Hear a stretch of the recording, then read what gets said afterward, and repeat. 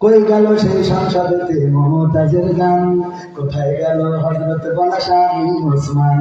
ইনু মেনন দীপমণি আছে কারাগারে, পাপ করিলেও পাপ কখনো ছাড়ে কি আর তারে। কোথায় গেল স্পিকারের, কোথায় গেল স্পিকারের দৃষ্টি আঁকা বাঁকা, তাদের ছাড়া দেশটা এখন লাগে ফাঁকা ফাঁকা, ওদের ছাড়া দেশটা এখন লাগে ফাঁকা ফাঁকা। কোথায় গেল আরাফাত আর ব্যারিস্টার সুমন, কথা বলার সময় তারা করেন ওজন। মুরগি কবির খাইছে ধরা, জাফর কোথায় আছে, গোপনে কি সে গেল মোদি দাদুর কাছে। কোথায় গেল এ সালনের, কোথায় গেল এ সালনের কাড়ি কাড়ি টাকা, তাদের ছাড়া দেশটা এখন লাগে ফাঁকা। লাগে না লাগে না, কেন ফাঁকা ফাঁকা লাগে? অনেকবার বলেছি, কারণ হলো আমরা যখন বিপদে পড়ে যেতাম তখন আমাদের একটা করে বক্তৃতার ডেলিভারি পাইতাম। যখন বেগুনের দাম বেড়ে গেল, রোজার মাস, বেগুনি খাবে কি করে, সুন্দর করে টিপস বলে দিলে যে এখন কুমড়া দিয়ে বেগুনি বানায়। ঠিক না ঠিক?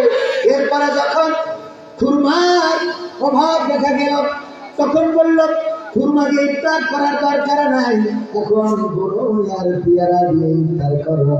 শুধু তাই না, কাঁচা মরিচ গুলো বললো শুকাইয়ে রেখে দাও ফ্রিজে।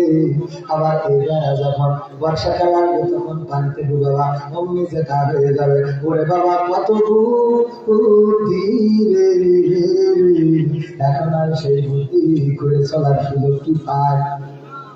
এই জন্য ফাঁকা ফাঁকা লাগে, সব কিছু কেন না যা ধসে গেল। 10-12 তলা বিল্ডিং কেন ভেঙে পড়লাম? সকালবেলা স্বরাষ্ট্রমন্ত্রী মখা আলমগীর, মনে আছে আপনাদের? বলল যে সকালে জামাত শিবিরের লোক এসে গেট ধরে ঝাঁকানি দিয়েছিল। কথা পায় না, এই ঝাঁকানি দিয়ে বিল্ডিং ফেলানোর মতো। আমার ভাইয়েরা, এত মিথ্যা এত মিথ্যা এত মিথ্যা। আমার নেতাগুলো, যেই মানুষগুলো ছিল এই জমিনের মধ্যে আলোকিত সন্তান, সূর্য সন্তান, সেই মানুষগুলোকে কারাগারে ভরে ক্ষান্ত হয় নাই। সেই মানুষগুলোকে একে একে ফাঁসির কাস্টে ঝুলিয়ে পৃথিবী থেকে বিদায় করে দিয়েছে। আমার আল্লাহ রাব্বুল আলামিন সহ্য করেছেন।